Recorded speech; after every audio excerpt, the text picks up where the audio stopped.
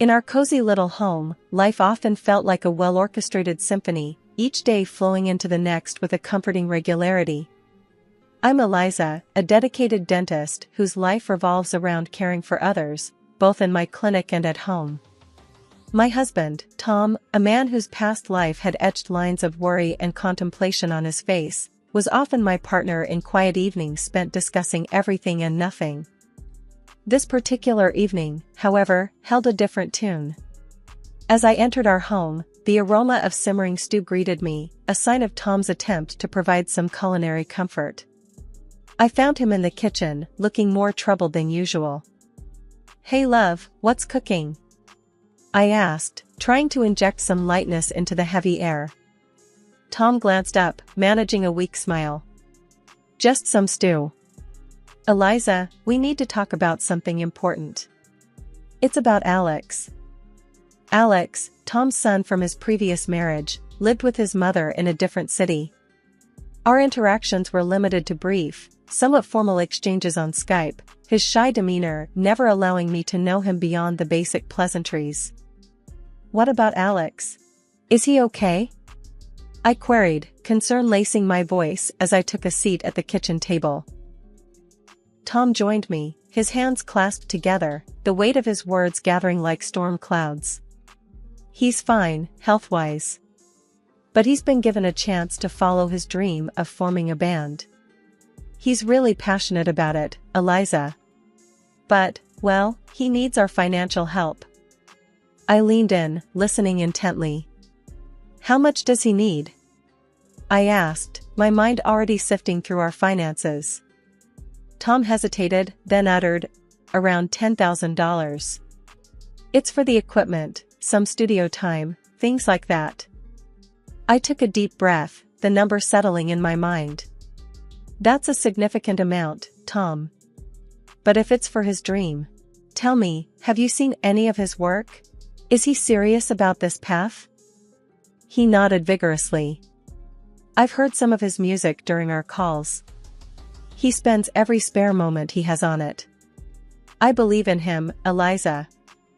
I watched the earnest look in his eyes, a father's love mingling with hope. "All right, Tom. If you believe this is right, I trust your judgment. Let's support Alex. But, let's also ensure it's a wise decision. We should probably have a chat with him, understand his plan a little better." Tom's face lit up with a mixture of relief and gratitude. "Thank you, Eliza. This means the world to him, and to me. And yes, let's arrange a call with him soon." As we sat there planning our next steps, I couldn't help but feel a mixture of excitement and apprehension. I was about to invest in a dream, in a young man I barely knew, hoping that our contribution would set him on a path to success and fulfillment. It was a risk, but perhaps, in the grand scheme of things, a risk worth taking for family. Months slipped by after the first financial aid for Tom's son, Alex. Life resumed its usual pace with my dental practice bustling and Tom's work steady. Then one evening, as autumn leaves began to paint the ground in hues of amber and gold, Tom approached me with a familiar hesitancy in his eyes. "Eliza, can we talk about something?" he asked, his voice carrying an edge of discomfort. I nodded, setting aside the book I was reading. "Of course, what's on your mind?" He took a deep breath, his gaze avoiding mine. "It's about Alex again.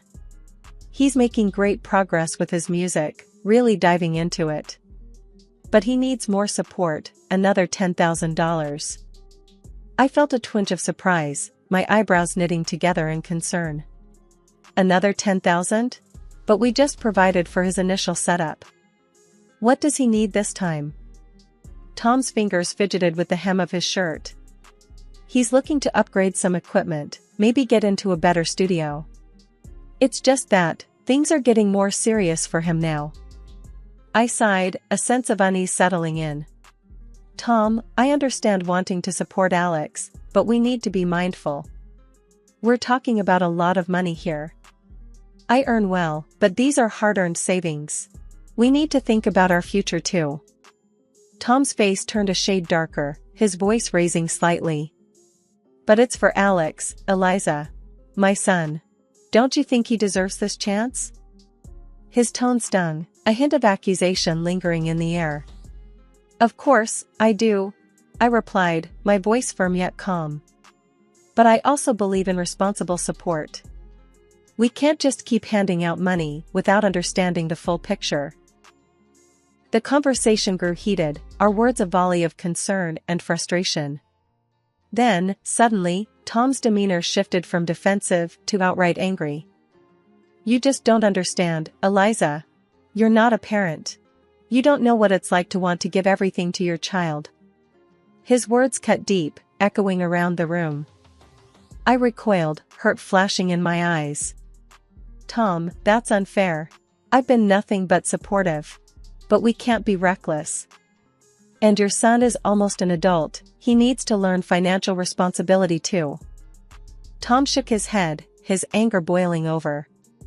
You're just being selfish and greedy, Eliza. You don't understand what family means. With that, he stormed out of the house, leaving me in a stunned silence. His accusations felt like a slap, the word greedy reverberating in my mind. I sat there, trying to piece together the fragments of our conversation, the harmony of our life now disturbed by a growing discord. Days turned into a week, and Tom's absence stretched on. I was left to ponder the situation alone, my concern for Alex's future wrestling with my dismay at Tom's reaction.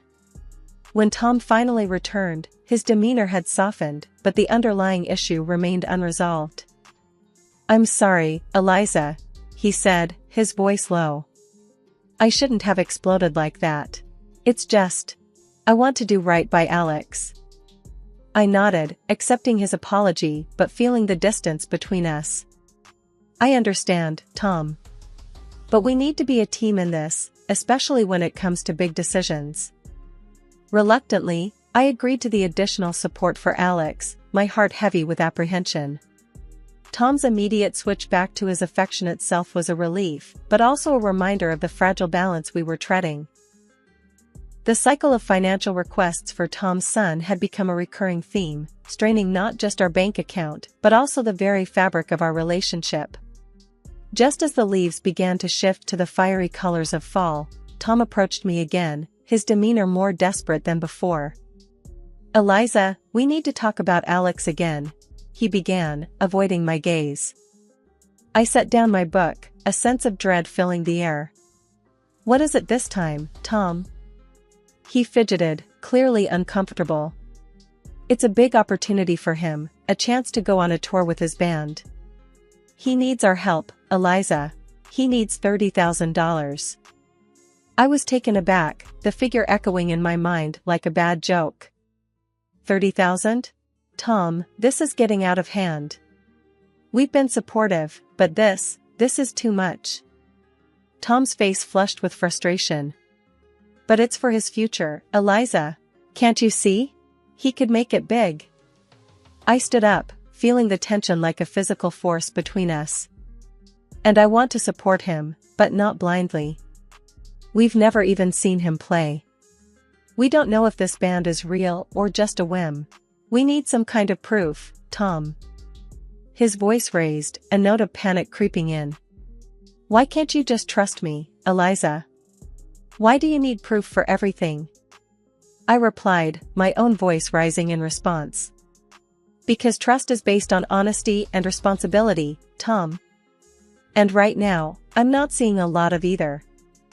The room was thick with unsaid words and mounting frustrations.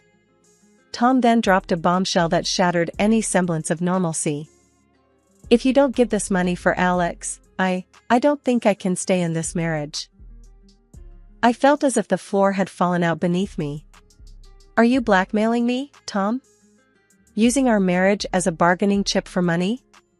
He didn't answer, his silence speaking volumes. I realized then that our issues ran deeper than I had ever imagined. This was about more than money, it was about respect, trust, and the balance of power in our relationship.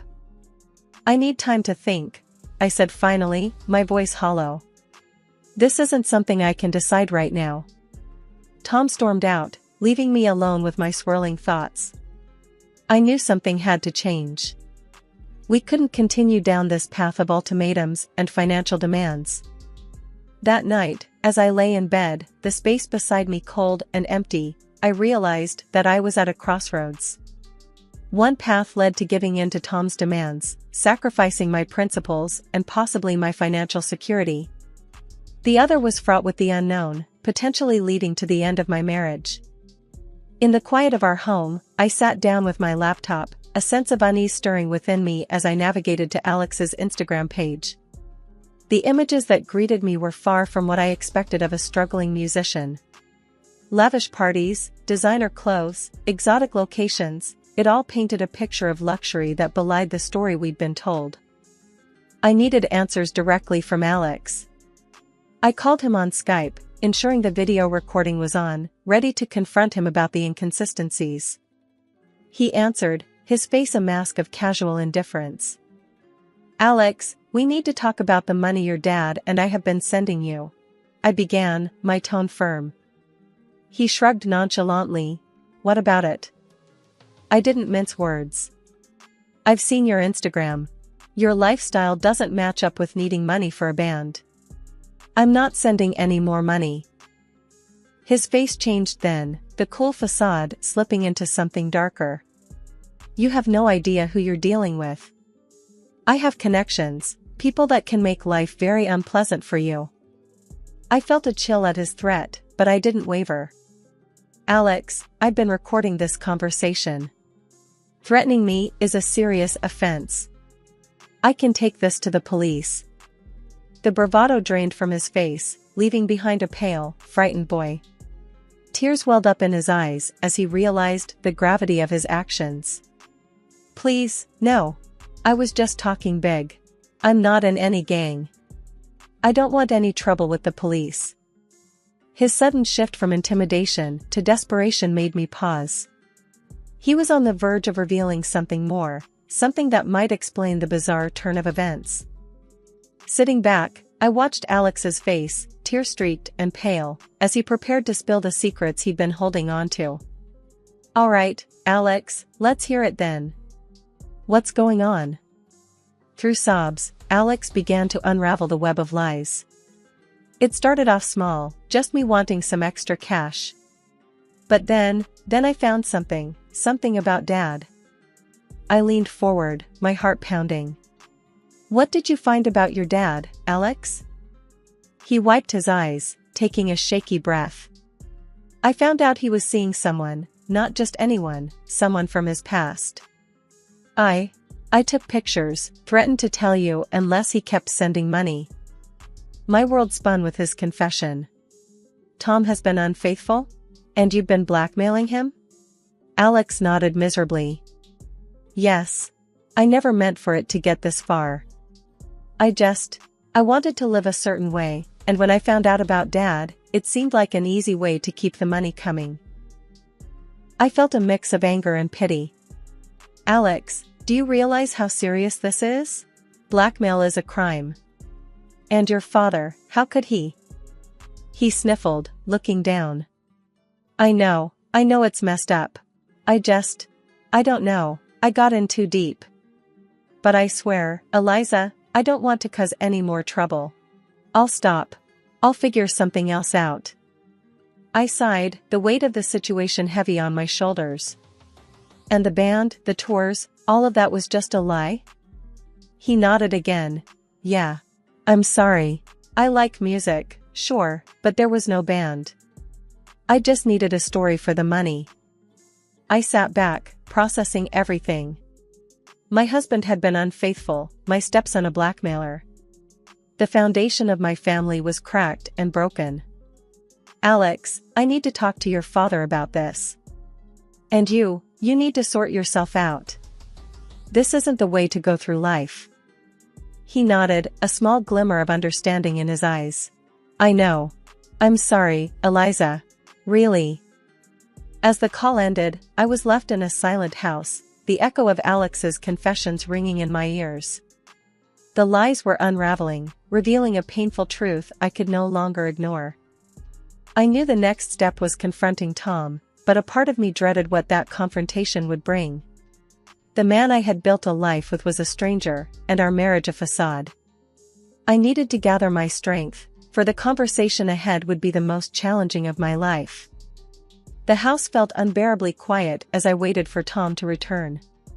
The ticking of the clock seemed to echo my racing heart, each minute stretching longer than the last. When I finally heard the turn of the key in the lock, my stomach knotted with anxiety. Tom entered, immediately sensing the storm brewing in the air.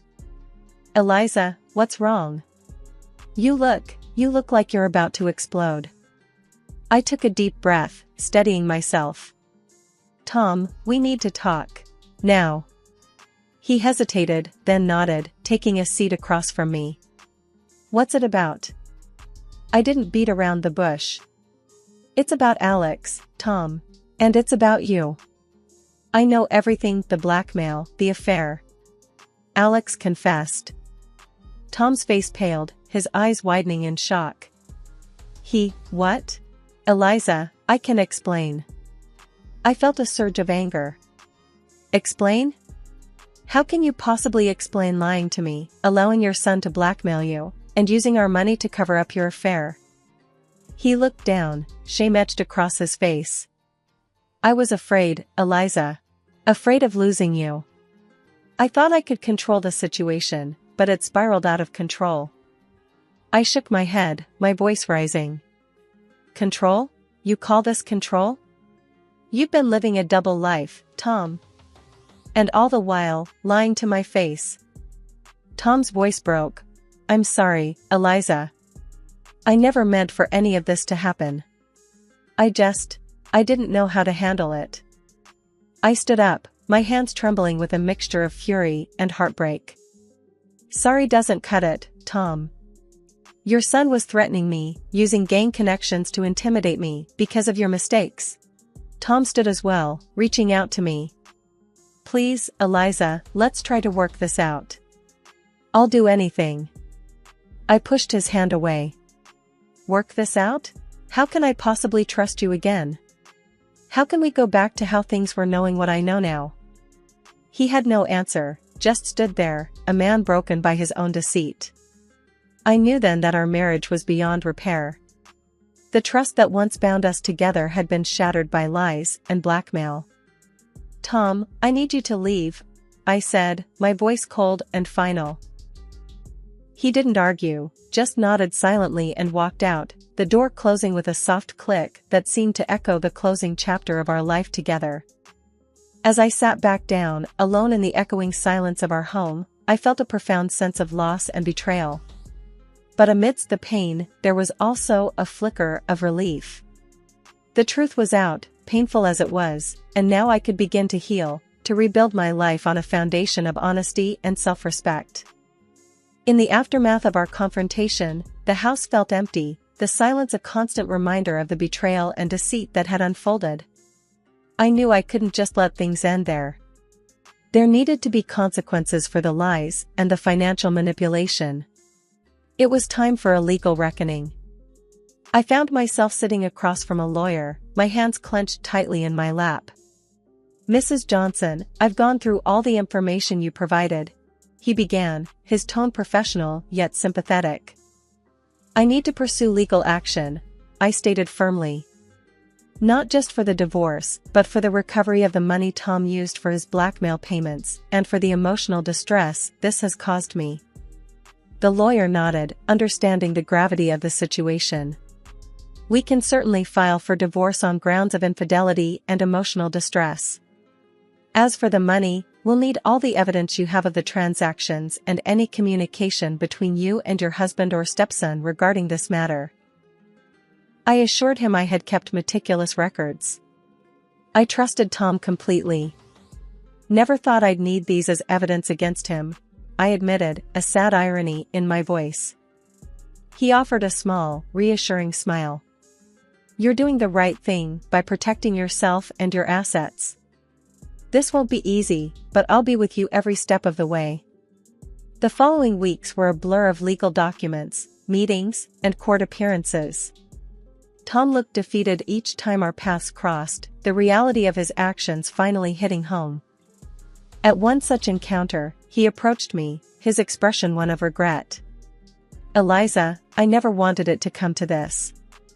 I'm sorry." I looked at him, the man I once loved, now a stranger. "Sorry isn't enough, Tom. You made your choices, and now we're both living with the consequences." The final court session was the hardest. I sat there, listening as my lawyer laid out the case, detailing the emotional and financial toll of Tom's deceit. When the judge finally spoke, granting me the divorce along with compensation for the misused funds and emotional suffering, I felt a bittersweet relief. As I walked out of the courtroom, the weight of the past months felt both heavier and lighter. I had stood up for myself, faced the legal battle, and emerged with a sense of closure, albeit a painful one. But the journey wasn't over. There were still pieces of my life to pick up, a future to rebuild. I knew it wouldn't be easy, but as I stepped out into the sunlight, I felt a glimmer of hope. I decided to visit my old friend and confidant, Martha, who had been a pillar of support through my ordeal. As I entered her cozy living room, she greeted me with a warm, knowing smile. "Eliza, look at you. How are you holding up?" she asked, ushering me to sit. I sighed, a small smile playing on my lips. "I'm okay, Martha. It's been tough, but I feel like I'm finally seeing the light at the end of this long, dark tunnel." Martha patted my hand gently. "You've been through so much, my dear. But you handled it with such grace and strength. I'm proud of you." I nodded, feeling a sense of pride myself. "It was hard, Martha, facing Tom in court, unraveling all the lies. But I stood up for myself. And now, it's time for a new beginning." Martha's eyes twinkled with encouragement. "So, what's next for Eliza Johnson?" I took a deep breath, feeling the weight of the question.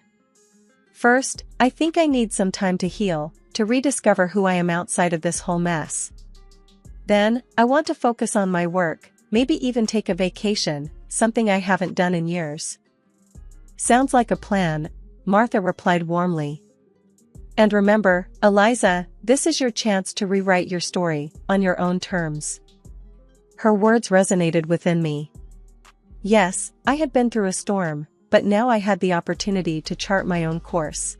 In the following weeks, I immersed myself in work and self-care.